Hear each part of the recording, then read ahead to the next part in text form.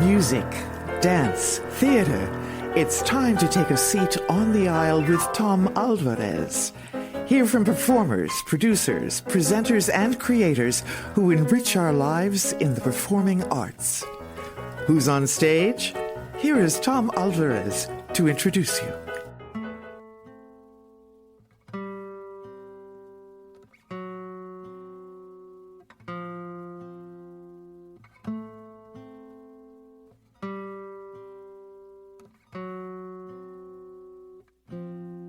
You'll never know a woman's heart, just can't see that far down such a long and pretty road that you'll never go. Hello, and welcome to On the Aisle with me, Tom Alvarez. My guest on today's episode is musician, actor, and playwright Storm Large.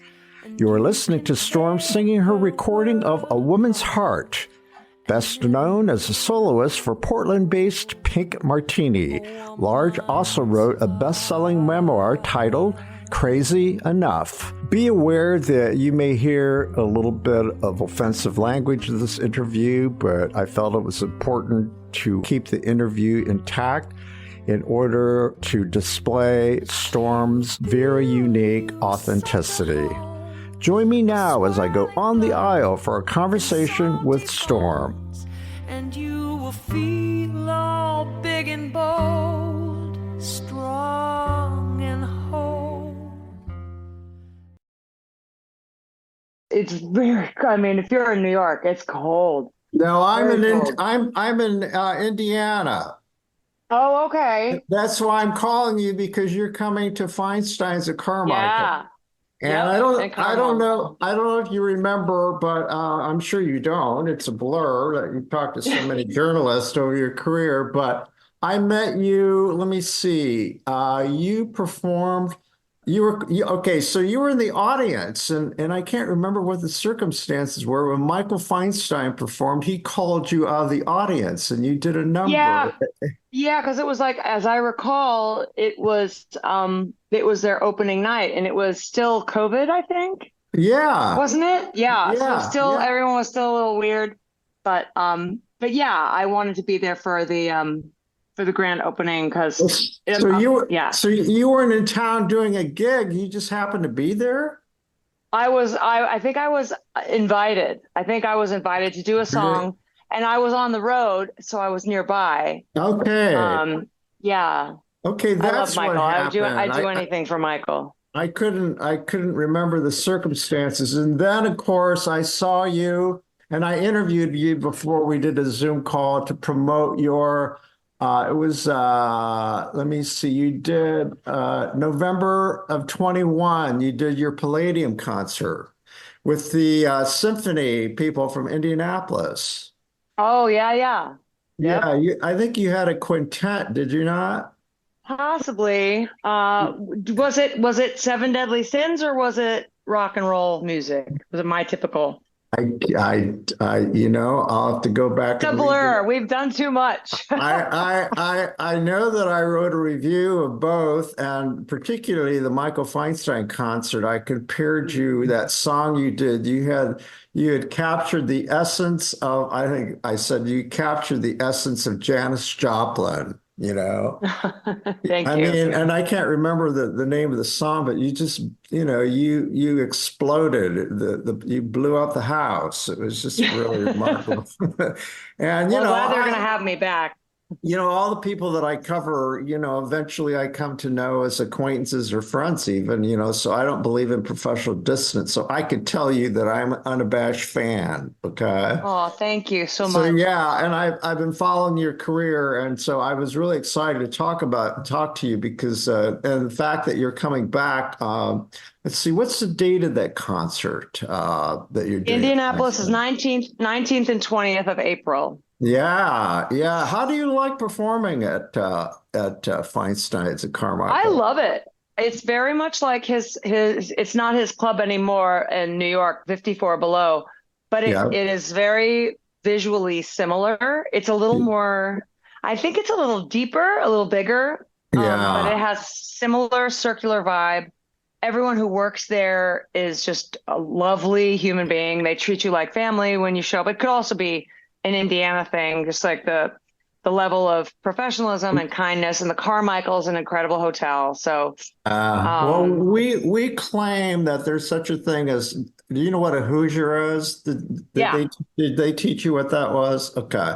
We claim that there's a special Hoosier hospitality. So that's what you're talking about. That's for real. Yeah, that's for real. And did you learn how to pronounce caramel? Obviously, it's the caramel over Carmel. Oh yes, caramel. No, we were immediately corrected, caramel. But yeah. Oh no, we love it there. So, what is your history with Michael? I went back to review your bio, and you talked about how you were in a special show that he had for a while, right? Yeah, we used to do Shaken and Stirred, a combo together because we're such different performers, but we love each other so much that kind of it made the differences work. Well, the title says it all, right? Yeah, it's kind of it was like a modern day slight Pygmalion where, Michael is this esteemed, legendary, storied American songbook master, and I'm kind of like this rock and roll flamethrower from all over the place who can sing classical, who's like, but a little more guttery. But he was also a little bit of like the reverse. Like I made him a little more rock and roll.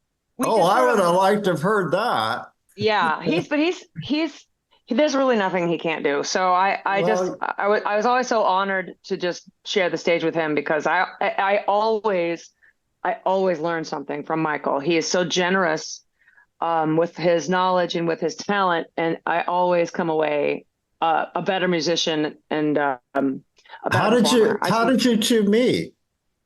I was doing my show, my one-woman show, Crazy Enough, touring in Australia, and I think it was our last performance, I think in Melbourne, Australia, and the show is a one-woman autobiography, rock and roll autobiography of growing up with mentally ill parent and being a drug addict and hypersexual and all this stuff. And it's very, it's bawdy, it's sad, it's gut-wrenching, it's scary, it's hopeful, it's funny, of course.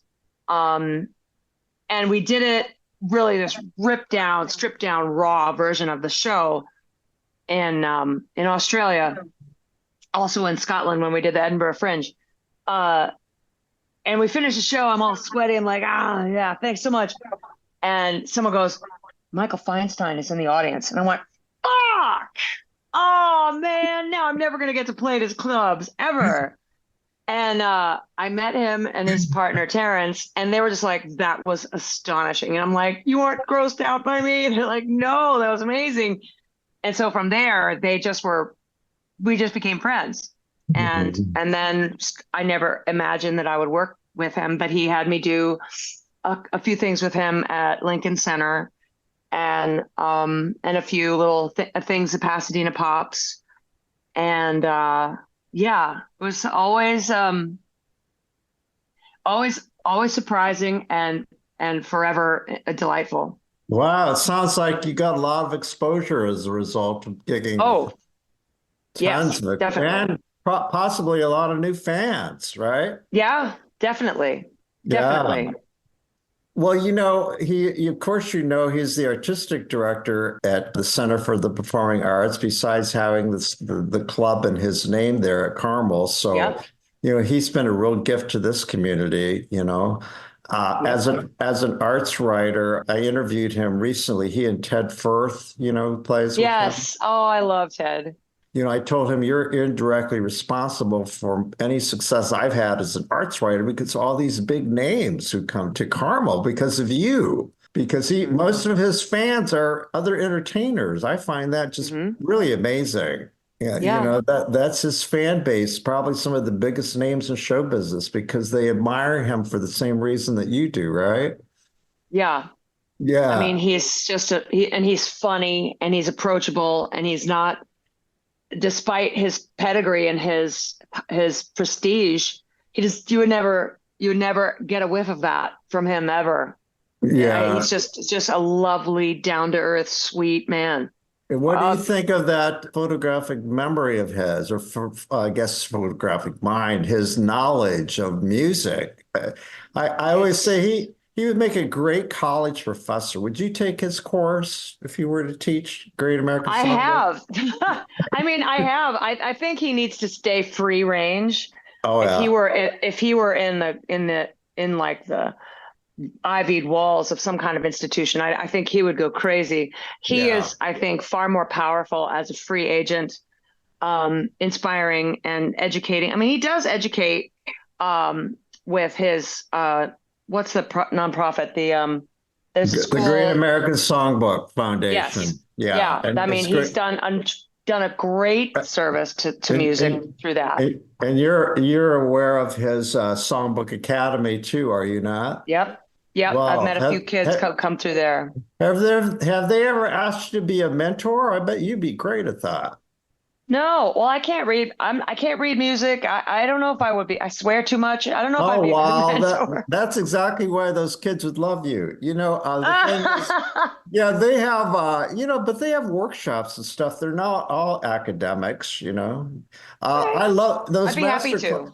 those master classes are, well, he'll hear this maybe, so you'll put a bee in his bonnet. But yeah, they have these, entertainers come in, and a lot of times the master classes are really about style. Yeah. How to hold your mic, how to interpret a lyric, just Hmm. I don't know that showmanship can be taught exactly, but technique and all that. There's certainly things that you can teach kids, but whatever. Well, Yeah. I think what you could teach kids, not so much showmanship, because a lot of kids, they mimic what they see, but they don't necessarily, they'll watch someone do something on stage that is that person's individual stagecraft, and they will see the physical manifestations of that stagecraft, but they Mhm. won't know the emotional impetus behind those choices that the artist is making. So what you Mhm. could teach kids is be aware. Really, it's just being aware of where you are in the song. What is the song bringing out in you? What does it feel like to you? And you are speaking in another language to people who don't know you, and like a foreign language to people who do not know you, and they need to understand what is happening and what you're saying. And with awareness, if you're crazy enough to get up on stage in front of a bunch of strangers, and make a lot of noise so they pay attention to you and hopefully get something out of it, you have the courage to stay aware and not imitate. We have plenty of imitators out there.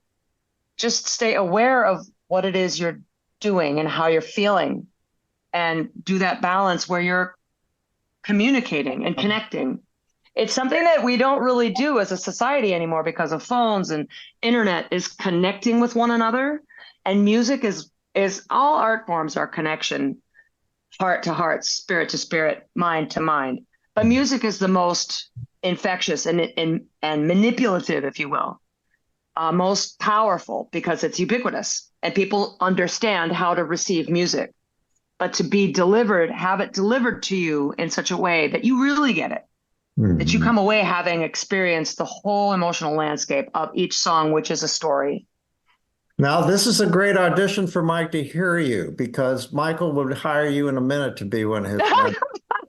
This is what those kids would love to hear. I know, Well, because I've you don't have to attended. pay me to share that. No, I no, share that anyway. no. I've attended a lot of those workshops. It's one of my favorite things to cover. That whole week they have all these workshops, and then they do a showcase, and then they do the big performance, which is now sold out. They sell out a Yep. 1,600 seat theater. Those, Oh I yeah. mean, it's like it used to be best kept secret. But back to this, those kids are, the only disadvantage they have is they haven't had life experience yet. at that point. And, a lot Yeah. of the songs they sing are about love and yearning and lost love and other stuff, and that's where their dramatic skills come in handy, of course. They have to use your imagination. But that takes me to your life story. Again, I looked at your bio to refresh my memory, and I knew that you had written the book in, was it 2012? Hmm. So crazy enough, I didn't know this, that you like turned it into a musical. How did that? It was a musical before it was a That's book. right. Before it was a book. Well, how did that work? How did you, I mean, was it a big, huge cast or was it a one-woman show? What No, was it? it was just me.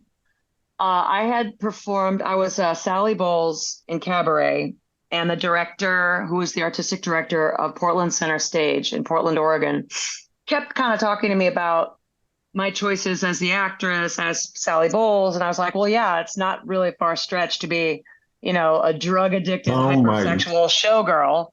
And he said, well, tell me about that. And so I told him a little bit about my life and where I came from. And he was like, oh, this would be a really good one woman show. And I was like, yeah, like sex, drugs, and rock and roll. Sure.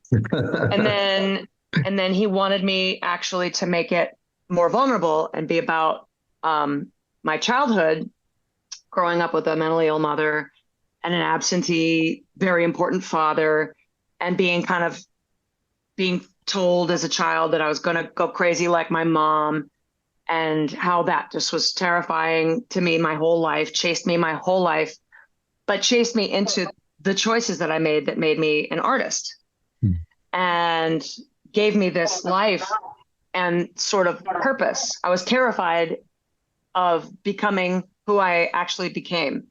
And so that was a show. And then someone sent the script, a friend of mine sent the script to a literary agent in New York. You wrote And the script, of course. huh? You wrote the script, of course. Yeah. Oh, I wrote the whole thing. Yeah. I wrote the Yeah. script. I wrote the book. My business partner and I wrote a lot of the music, most of the music, actually. I think there's only one cover in there. Yeah. And then I was in the middle of 5 months of sold out performances. Like I had no rest. And then they started bugging me to write a book proposal. I'm like, I don't have any time. I don't want to write. I'm barely educated. I'm not a writer. I'm a storyteller. Now, like, that's the same thing. I'm like, yeah, no. But then they kept bugging me and kept bugging me. And so I wrote a book proposal and I thought they'd leave me alone. And then they said, okay, when can you come to New York? I was like, I don't know. Why? And they said that there's a lot of people who want to talk to you, Random House and Penguin and all these book people. And so I ended up signing with Simon and Schuster, just like with this look on my face, like, how is this even happening? And so I was under contract. I wrote the book on time.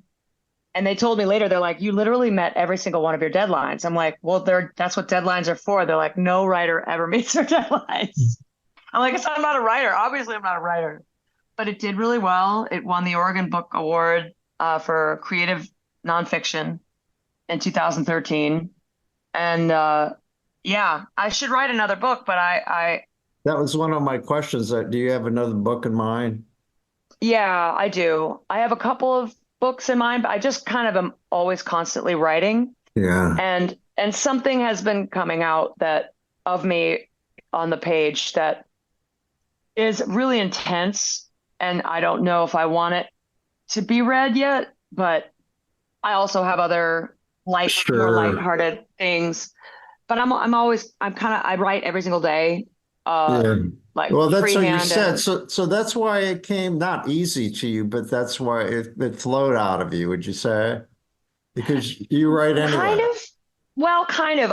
I'm more of I can tell a story, but what I did really was I dictated to myself. Because Um, I would write something, and then if I read it out loud and it didn't sound like something I would tell somebody in a bar or on stage, it didn't sound like me, I would edit wow. it till it's how would I tell the story? And so that's kind of how because I don't, I'm so dyslexic. I love to read, but I have a very hard time. It takes me a long time to read. I have very bad dyslexia. Like I write words upside down, backwards, and no matter how much I write. But I know how a story can land, and I know how to make it visceral. I know how to make you feel it. But the scary part of books is you're not there to sort of back the story up. Be like, well, listen, I was 15 when I did that. I wasn't like evil. I just was fucking sad and whatever. So when you let the story go, and then when someone reads a book, it's in their voice or whatever they think your voice is. You have no control over it anymore, that you lose control of the narrative. And you're like, ooh, that was scary. But I would like to do it again, just to make myself do it again. That's fascinating. Again, those young kids hadn't yet had their life, or they probably had life experience, but they're still processing it, and it won't come out until they're later on. It's hard to use all that stuff.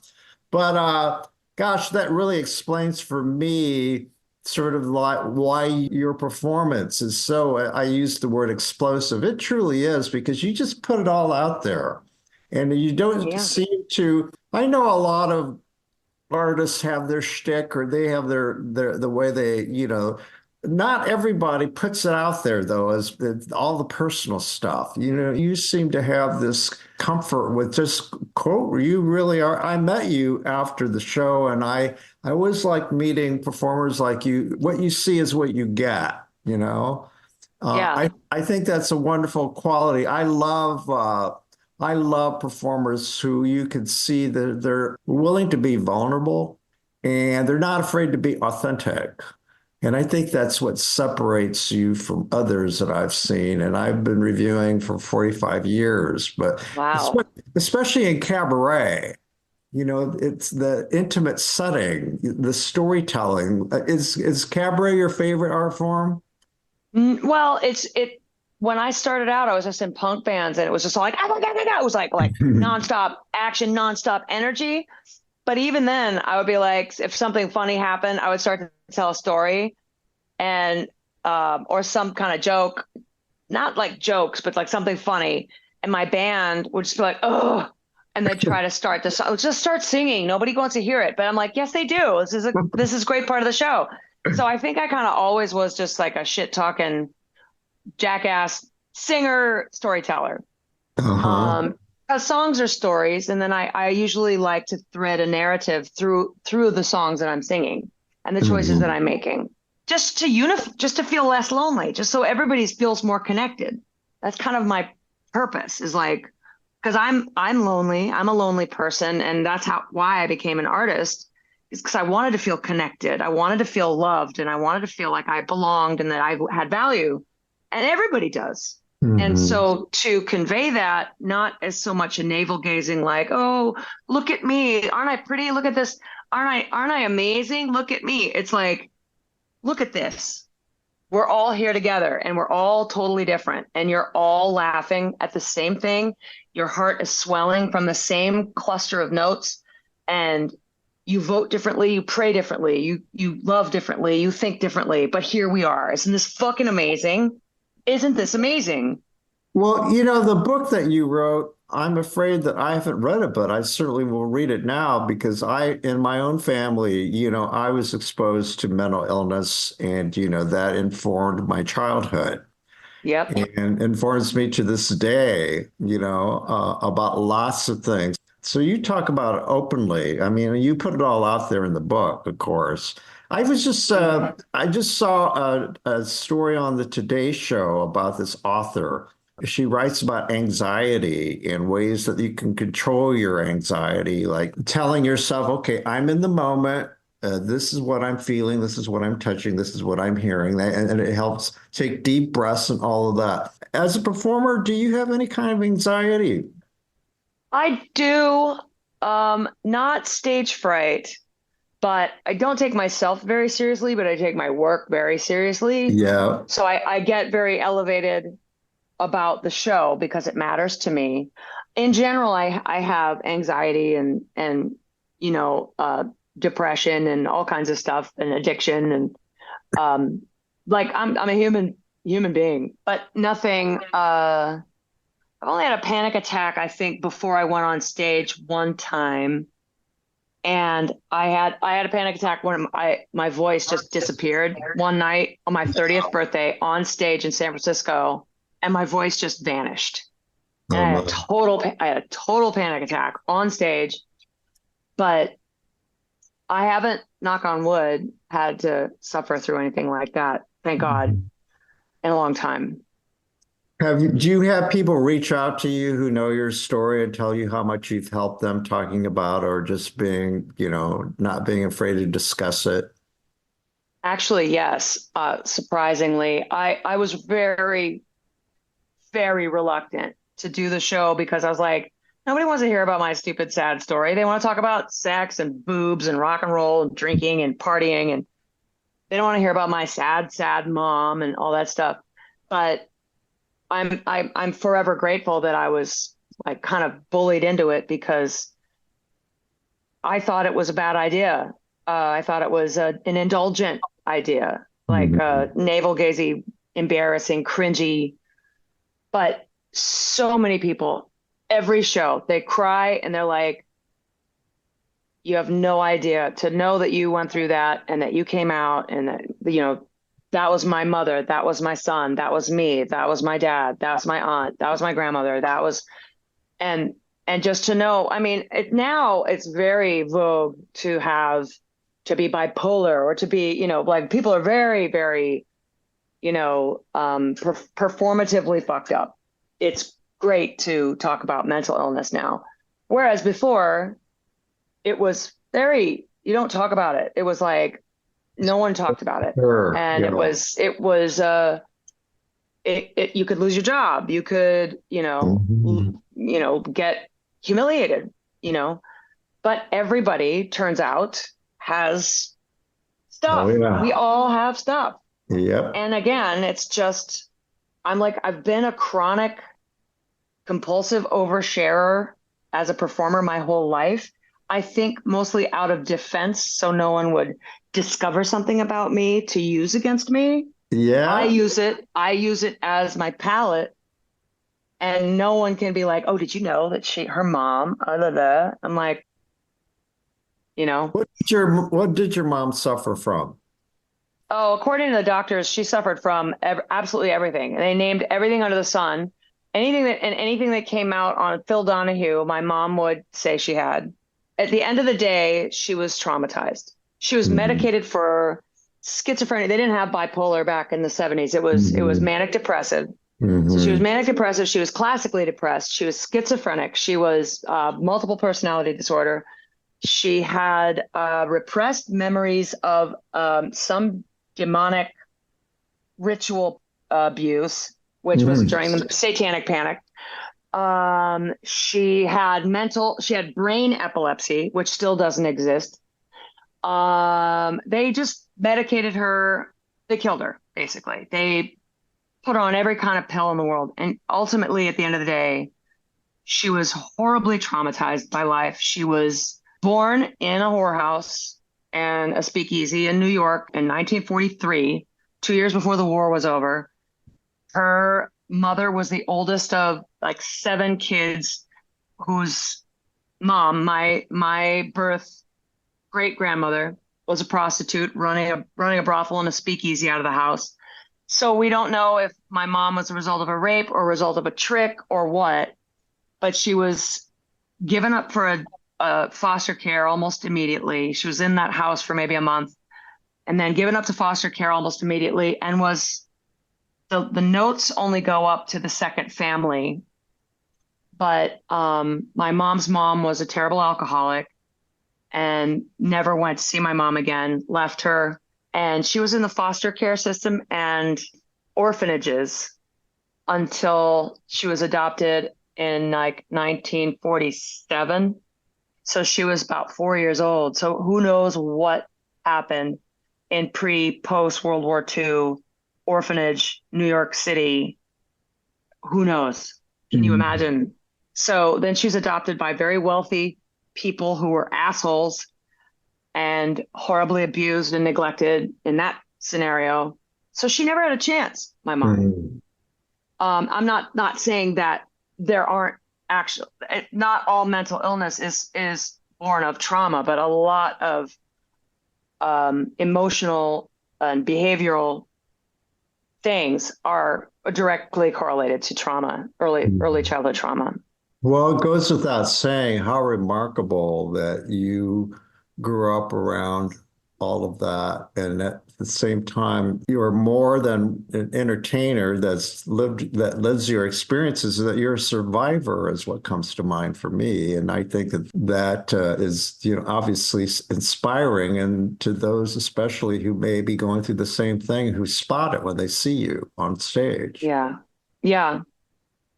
Yeah. I have very interesting fans, and they're all kind of punchy and spunky, and they've been through it. You could tell, and it's a good life. It's well, like, I think let me be authentic for a minute. I often don't. Anyone who knows me knows my story, but I happen to be in recovery, and I grew up around mental illness, and so I have a total understanding of your experience. And also because I love the arts and cover performing. And, that's why I think that your work is so very, very, very unique, because of what of how you've turned all of that sadness and trauma into something that's so positive and so hopeful. I think what you do gives hope to people, especially because you're willing to be. It's not easy being yourself,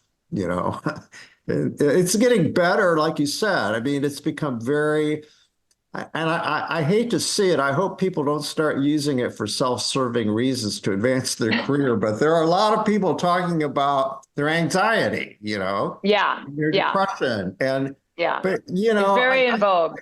I think that's probably, though, I mean, I like to think that it's good for the culture, don't you think? Or good for society, finally. Authenticity, yeah. Authenticity and being real, yeah.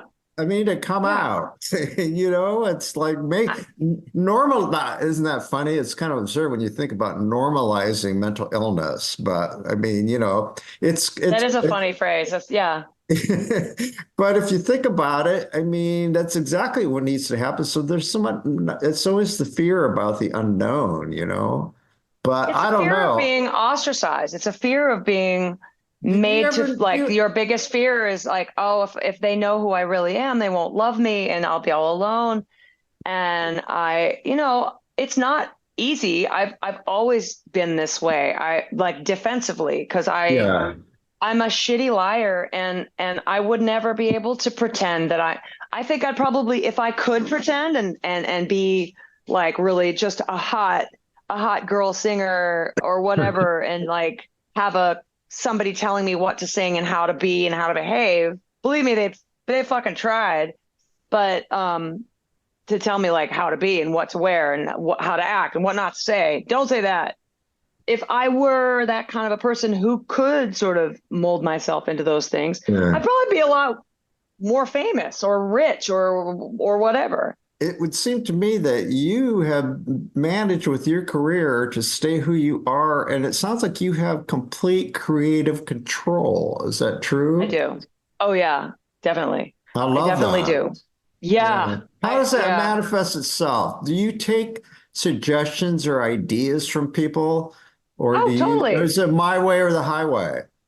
No. I'm always looking for new music. I'm always looking for collaborators. I want to do more theater. I want to, like I sing with Pink Martini still. And when I'm with Pink Martini, I am just an instrument. I'm however they would like me to be. Let's talk about Pink Martini. I've seen you guys. I've not seen you perform with them. And by the way, I interviewed Ari Shapiro recently and asked him if he had performed with you or if he knew you. And of course he did. And he said nice things about you.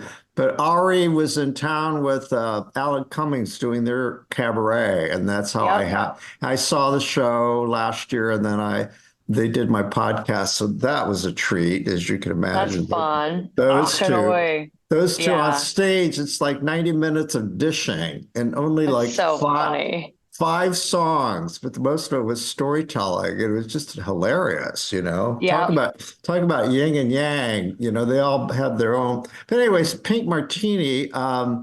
Thomas Lauderdale, I know is from Indiana. What's he like?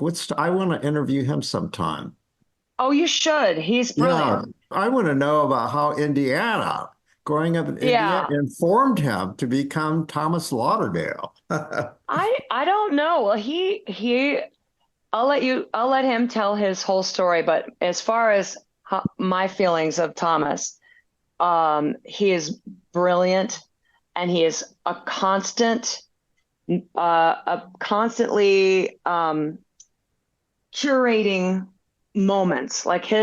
He has a very cinematic taste of music, a very interactive taste of performing.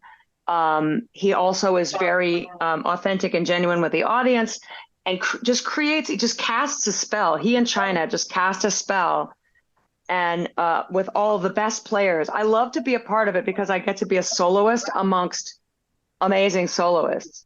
And Thomas just loves the community of performers and audience. He loves that mix of energy, and he's so good at it. He's just so good at it. How about his love of world music? Where does that come from? I'm not sure where it originated from, but he and I share the same worldview in the sense that when you show love to another culture because of its beautiful music, it's very healing to for example, there's a Romanian song by a famous Romanian chanteuse, Maria Tănase, and it's called Până când te iubeam, and it's almost like fado if there was Romanian fado music, very sad, heartrending, deep, chocolatey voice. And I learned it for this European tour, and the first time we played it in Romania, which is a beautiful country but very poor, and a lot of that Eastern Bloc still have bullet holes in a lot of the buildings from becoming democratic from communism. And so when we started singing some beautiful Romanian song to them, it was so palpable how I thought they were going to eat us. They were just like, oh my God, just because it's like, I see you, you are beautiful people. And we're like this big fancy American band, but we're like, no, you're beautiful. We're here to celebrate you. And there is so much power in that. And you know, that is a palpable thing that you feel at those Pink Martini concerts. That speaking of authentic, that love that's conveyed, you know. Yep. You had said Absolutely. something earlier about, you know, I happen to think, I don't know, I heard it from somebody and I've stolen it, but I love it. The idea that performers love to perform because it's an act of love. It's love to sing the song, but you're letting the audience know how much you love them, do you not? Yeah. Yeah. So it's a love exchange in a way, I like to Very think. much so. And, Yeah. and it's connecting to the soul of these folks that you're communicating with. And not Yep. everyone, I mean, that obviously is really important to you, is it not? The Yeah, connection. definitely. Oh, yeah, Yeah. definitely. Yeah. Life-saving. Yeah. So, but Pink Martini, does he ever when you do his concerts, do you do Brazil with the group? Or do you sing Brazil? I do. Sometimes when Oh, it's just me, I sing it, and when it's China and I will sing it together. now that is my favorite thing about his concerts. I mean, really, I've seen it. I don't know how many. I haven't. I don't know. I got to get over it. But I want to get up there in that conga line. But anyway, yeah. When they do that, every city it is just so. Every city, every concert I've seen, they've done it at the Palladium with the Indianapolis Symphony Orchestra at the Hilbert Hmm. Circle Theater. It's magical. It's Yeah. magical. And when those Yeah, I people end was up on that stage, all one of my that, most memorable times is what we performed at the Royal Albert Hall in London, and we had oh a my conga goodness. line around the entire theater. It was Was it was absolutely the royal amazing. family in it? I don't think so, but I know that there was a packed house in London, and we had a conga line around the whole thing. Absolutely nuts. That is remarkable. And that's kind of their signature. Do they do that every single concert? Yep. Oh, Yep. I love that so much. Speaking of Brazil, Michael Feinstein does a mean Brazil too on the piano. I don't know if you've ever heard of it. It's Ooh, one of my favorite. no. Yeah, One of my favorite things that Michael does is he does the trilogy of in the Tin Man, the Straw Man, and the Cowardly that's Lion. right. Oh my God, when he sits and he does it solo, I'm rapt and I weep and I'm just like, Yeah. And it's about being your authentic how do self. you like his little impressions that he does? He Oh, is a pretty he's really funny. yeah. I just love him. I just love him. What do you say we let the audience hear more of your music, Storm? Here's your recording of Stand Up For Me. Stand up for me, and we'll stand together. I'm the sky above you, and I love you, everyone. Stand up for me, for your great-grandmother, for your father, brother, and each other and everyone. Be the light, be the answer, be the music in the dark, and stand up for me. And I'll stand beside you. I'm the light that guides you from inside you and everyone.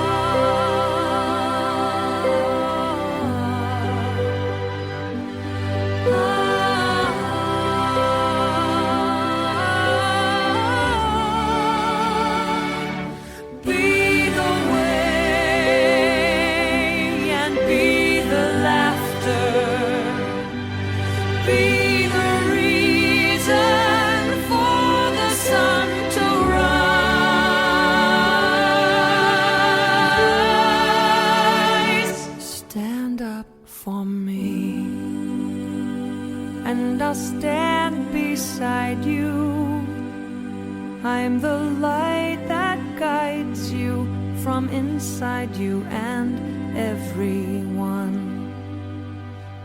And everyone. And everyone. Yeah, so what are some of the songs that you're doing in your show here? I don't want to give it all away, but tell me about some. Let me see. Are you going to be with your band with the French name? And my French is terrible. Le Bonheur. Le Bonheur. Le Bonheur. You could call them the Boners. I call them the Boners on stage. The Boners. What does Le Bonheur mean? Bonheur means the happiness. So you can kind of say penis twice. But yeah, boners. My guys, I'll be with my boners. Thank God this is just a podcast. We can say anything we want. Let's see. What are we going to be doing? It changes all the time. So it's going to be the end of the tour. So yeah, you're going to be, according to your calendar, you're going to be all over the Midwest, like places like Toledo and Cleveland and Columbus and boy, I bet you. I think it's so cool that you and you kind of what you do and what you had to say is really good for the Midwest. It's good I for bet everybody, I you, think. yeah, I bet you there are people. Well, I grew up here. I know this Well, region. it's surprising because Indiana is very like Carmel. The people who come, they I don't know if they all live in Carmel because Indianapolis is really close. But we Yeah, usually pack it out, and people are so psyched. They just love yeah. all the dirty jokes and all Well, that it's because stuff. they're so repressed and they can get away with hearing it there, No, that's not true. I think, Indiana's got it's sort of a myth about us like being uneducated, not sophisticated, but like people who go to cabaret. Well, I'm generalizing here, but mostly cabaret audiences tend to be pretty hip, you know. Yeah, And they yeah, and travel around. They go to New York, they go to LA, they go to Chicago, so it's I not. didn't have any impression. I didn't get any impression from Indiana, or I've ever heard about Indiana being not smart or being, not hip or anything. Have you ever thought of Indiana as a flyover? Tell me the truth. No, I'm only asking Indianapolis. that. Yeah, no. What do you think about this region, this part of the country, or I Indiana, love it. Well, I Indianapolis? mean, I love it. I love Carmel. Indianapolis is cool. I love I've never considered Minnesota or Wisconsin a flyover. The Dakotas I've never played in Mm-hmm. ever. There've Mm-hmm. never been a single Nebraska, Omaha. I've played in Nebraska, but Yeah. most of Nebraska, I've never been to, and it's a massive state. Yeah. I don't think anything's just a flyover. We have people everywhere. We play in Kansas. People need music everywhere, and Yeah. people need love everywhere. People want to feel connected everywhere in the country. Yeah. Um, but So um, you're clearly not a snob, are you? oh, let's see, I am a kind of a snob. I'm a coffee snob. I'm a not too much anymore. Let me see, what kind of a snob am I? I'm a Are church you? snob. I'm a church snob. I don't like carpeted churches. I have a Why? serious because the Why? sound is bad. It makes it sound bad.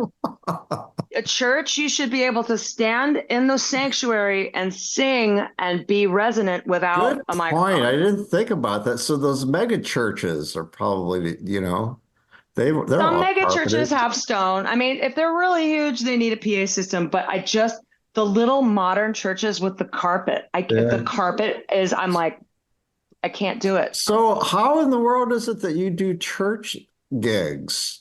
I just love churches. I don't do Really? church gigs. I mean, I do some church gigs, but I love churches. Yeah, I love So old, do stone, spooky churches. do you like Gothic churches, historic Yeah. churches? Yeah, all Yeah. kinds. We've I got mean, some really I grew up in New England. Oh, you got some good ones in Oh God, Indianapolis, we got near in some Carmel? great. Yeah, no, not in Carmel. That's where all the mega churches are. I mean, Carmel doesn't have. Indy's got like one on every corner practically, but there's some Yeah. beautiful Catholic and Lutheran churches. Got one is modeled after a city in it's a copy of a cathedral in like Cologne or something like that. It's Oh, just wow. gorgeous, gorgeous, gorgeous. So, but anyway, I want to know who your influences are. Like, who were the people in your lifetime when you were going through that awful childhood? Were there teachers or relatives or people who protected you or helped you get through all that stuff? My best friend's mom did. Mm. When my mom would be really bad and my dad couldn't deal, I would go to my best friend's house. And her mom was a teacher. I never had her as a teacher because Mm. I never took her class. But there was a music teacher at some point. I took an elective class of voice. And but then I swore once on stage, and the dean of students said Storm Oh, Large is not allowed to ever perform again, and they censored me. They canceled oh me my God. to the point where other teachers came up to me and they're like, "Is there any way you could do those concerts anymore?" I'm like, "No, I've been censored because I swore once on Uh-huh. stage." Uh-huh. And Was it like the F-bomb? I don't fucking know. I don't remember, but it was like, but the dean of students, I was like, the dean of students is a scumbag. I go, the fuck? Well, who is he? Some kind of moral authority? He's a scumbag. And it was like, you can't say that. And I told the dean of students to fuck himself, actually. Oh boy. And I got in his face. I was, but I was right. And then years later, 17-year-old Storm got in the dean of students' face, called him a hypocrite and a scumbag, and told him to fuck himself. Oh my. No one had my back. No one stuck up for me. And a couple of years later, the dean of students left his wife because he was screwing the girls' field hockey coach. Oh my God. And wanted to move the field hockey coach into the school provided housing and just let his wife and children leave. And the school was like, no, that's not how it You worked. called that one right, didn't you? Yeah. Did I get an apology? No. Nope. But people don't want to listen to kids. People don't want to listen to kids when someone's a creep, someone's like looking down girls' shirts, someone's like trying to touch girls. A lot of people don't listen, like they do now. But when I was a kid, they're like, oh, don't flatter yourself. It's like, flatter myself. So I wasn't actually stuck up for very much or protected very much. That's why I have such a quick temper when I see Do you still see your friend's mother? Do you still have contact? She passed. Oh. One of my songs perform? is about her. Did she perform? She did. She watched me on TV and she got to see you succeed in the show. She did. That's great. Yeah. What did she think? What did she think? Oh, she was always just really happy. She never made a big deal about it. She was very pragmatic. She was just like, she just always loved me. Yeah. And it was not about loved me because I had done a thing, loved me despite doing a thing.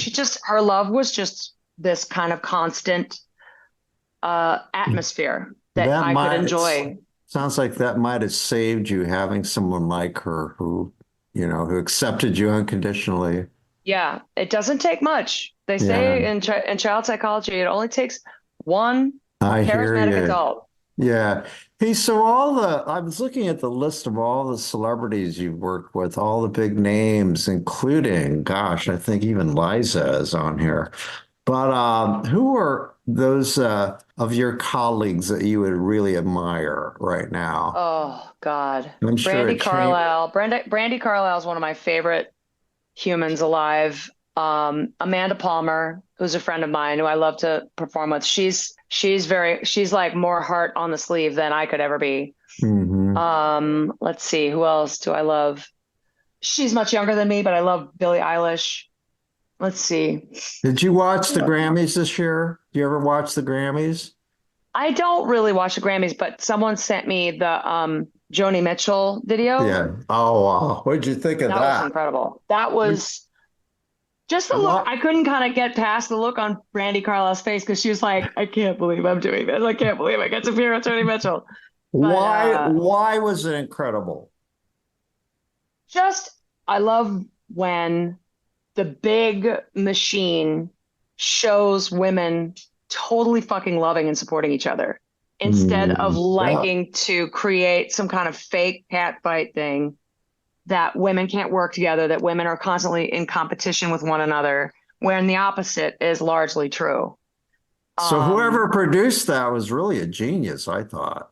Brilliant. Because, it's just a natural thing. We support each other. We want to help each other. And we have deeper connections with one another. And when shit is hitting the fan, we lean on each other more. And I hate it when people try, like when I joined Pink Martini and people would interview me and they'll be like, so when you're performing with China, what's that like? And I was like, I go, well, we immediately both get our periods because we sync up and then we start crying and then we have a topless pillow fight and I'm just crying all the time. Yeah. It's like we fucking sing. We sing together. I can't do what she does. She's amazing. I can't do that. Okay. And she's too much of a lady to do what I do.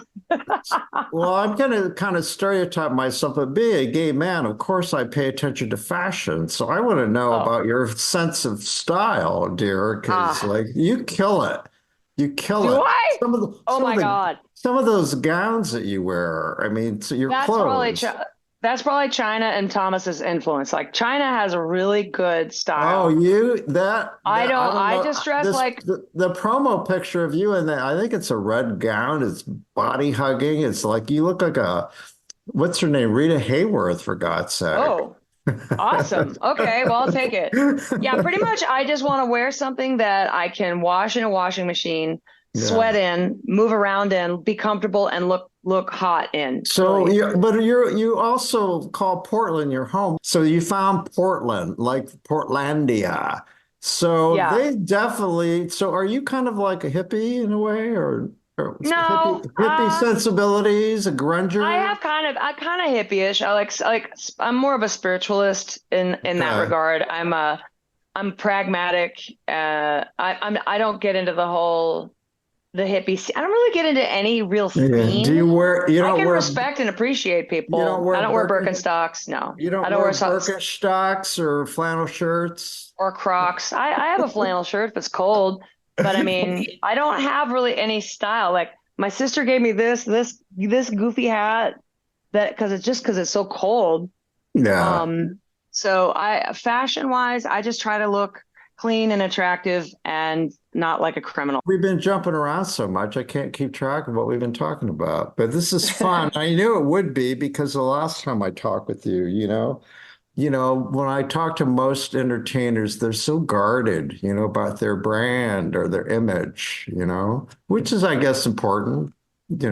I guess. I mean, I don't know what my brand would be. My image doesn't change that much other than aging, like all of us. So do we tell our age? I'm going to be 55 June 25th. No. Yes. I'm going to be a speed limit. I'm excited. Well, I'm 76 and I get told all the time. You're the spirit of America. This sounds like self-serving, but you look much younger, and I kind of find that I don't like ageism. I'm fine with how old I am, but I don't have to look younger. I mean, that's not what I'm going for. But anyway, I'm fine with how old I am, and I love it when people tell me I look younger because it's like I am my body and my face are kind of part of the show. Yeah. And I have fake boobs. I have no problem admitting that, but so I should look at it like that. I do take care of myself, so I should, give myself some props for all that. So yeah, I don't think people mean to put you down by saying I know. that. I'm just political about ageism. I don't like it when, people like the older you get, the less visible you become. You're invisible. That's true. And that's very true. People can't call me by my name. They have to call me sir. That annoys me, I get called ma'am sometimes. When do I become a sir? Yeah. I call people sir and ma'am sometimes, depending on the circumstance and who they are. It's like, I'll just be like, yes, sir, yes, ma'am. Or okay, so for people, I can only imagine when people don't know who you are and they come upon you in your shows, and it's like, oh my God, what's going on here? But no, but I know it's not intentional shock factor, but I'm sure some people who don't know what's going to happen are blown away. So what do you tell people? Well, if they listen to this, they're going to know. But so what do you tell people who haven't experienced your act, what they can expect? Well, oftentimes people who haven't experienced my show have been dragged there by a total fan. Yeah. And just like, you're not going to believe it. I'm not going to tell you what's going to happen, but you're just not going to fucking believe it. And usually that's what happens. Like diehard fans always bring virgins. I love that. And I meet them after the show, especially in places like Carmel where you can meet people after the show. Yeah. They're always like, I did not know what to expect. And oh my God. And they still kind of need to process after the show. But for someone just coming in cold, I would just say it's you are as much. I don't pull people up on stage. I don't humiliate or single people out. Oh, thank God. I hate audience participation. Yeah, I don't do anything like that. But I do see everybody in the house. And I do include everybody as it's like I am not a separate entity from the audience. I'm I'm a performer, and I'm you do up interaction, above, don't you? Am I mistaken? Yeah. You do interact. How do you Yeah. do you ever get hecklers? Do you ever have Not so much anymore. I get like sometimes people will be like, play ladylike or play Slider. Oh, I love you. And it's like, come Yeah. on, stop giving my dad beer, kind of Well, thing. yeah, that's right. You do get drunk people in cabaret and Yeah, clubs. yeah, sometimes, and Yeah. sometimes it's fine, and very rarely, knock on wood, Yeah. people. If when people are trying to make the show about them Yeah. and Yeah. and ruining it for other people, that's when I'll Yeah. be like, get I them don't dealt care with. for entertainers who indulge those people out of the audience because I came to hear them sing. I didn't come to hear Yeah, those people try to upstage them. right, exactly. Well, listen, I was late for this. I apologize again, but you just are so delightful. I could Thank you talk to so you much. forever. And so, but yeah, I'll be there. I'll be Oh, there. great, great. So I met you last time at the meet and greet, and you were wearing this fabulous low-cut gown. You look very glamorous. You look like Shocking. you look like a film star of like the 30s, you know? Oh, So wow. Thank you. how are you gonna wear your hair? I You don't know? know. I've been wearing it down because I got it cut to sort of a long shaggy bob. It's Oh, blue right yeah. now. Okay. It's But it's blue? just cold. Yeah, it's blue. It used to be pink, but now it's like a nice That's sky right. blue. Yeah, I think it was pink when I met you. So Yeah. anyway, well, listen, safe travels. All Have right, a we'll good see you in a one. couple weeks. So open wide your hammer chest, put down your bag, pick up your best, believe the fire from the spark resides within.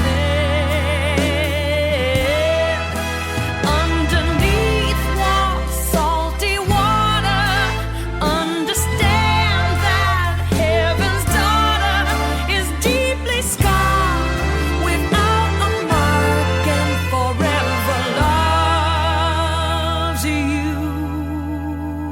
with a woman's heart.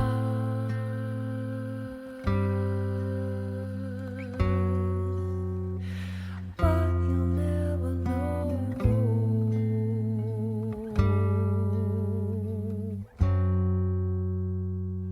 Our thanks go out to our media sponsor, Urban Times. Urban Times is a monthly news magazine which serves as the official newsletter for 15 Indianapolis neighborhoods, offering news about development, arts and entertainment, and from the business community. Who will take center stage on the podcast next? Your seat on the aisle with Tom Alvarez awaits. Follow Tom on Facebook, Instagram, Twitter, and TikTok, and make sure to visit tomalvarez.studio. Watch Tom every other Thursday on Lifestyle Live on Wish TV, and make sure to listen every week here on the All Indiana Podcast Network.